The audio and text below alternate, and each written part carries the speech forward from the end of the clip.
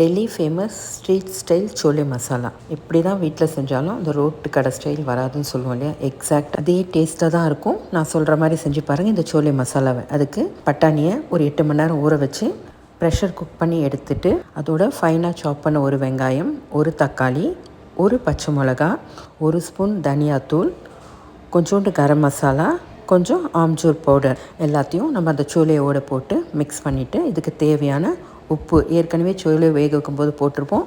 இந்த மசாலாக்கு ஏற்ற மாதிரி உப்பு போட்டு, அதோட புதினா சட்னி, புளியை கரைச்சி புளி தண்ணி கொஞ்சம் விட்டுக்கணும். இதுதான் இதோட மெயின் இன்க்ரீடியன்ட்.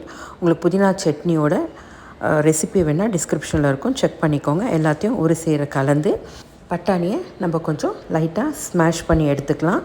இதுக்கப்புறம் கன்சிஸ்டன்சி பார்த்து நம்ம ஏற்கனவே இந்த சோலை வச்ச தண்ணி இருக்கும் பார்த்திங்களா, அந்த தண்ணியை ஆட் பண்ணி எல்லாத்தையும் கலந்து விட்டு தனியாக எடுத்து வச்சிடலாம். நம்ம இது எதையுமே அடுப்பில் வைக்கலை.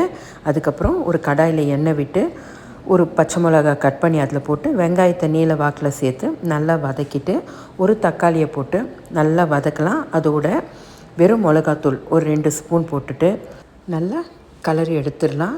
எண்ணெய் பிரிஞ்சு வர ஸ்டேஜில் ஏற்கனவே நம்ம ரெடி பண்ணியிருக்கிற சோலை மசாலா மொத்தத்தையும் இதில் கொட்டி கலந்து விட வேண்டியதுதான். நல்லா பாயில் ஆகி சிம்மரில் வச்சு ஒரு 15 மினிட்ஸ் குக் பண்ணால் ஒரு அட்டகாசமான டெல்லி ஸ்ட்ரீட் ஸ்டைல் சோலை மசாலா ரெடி.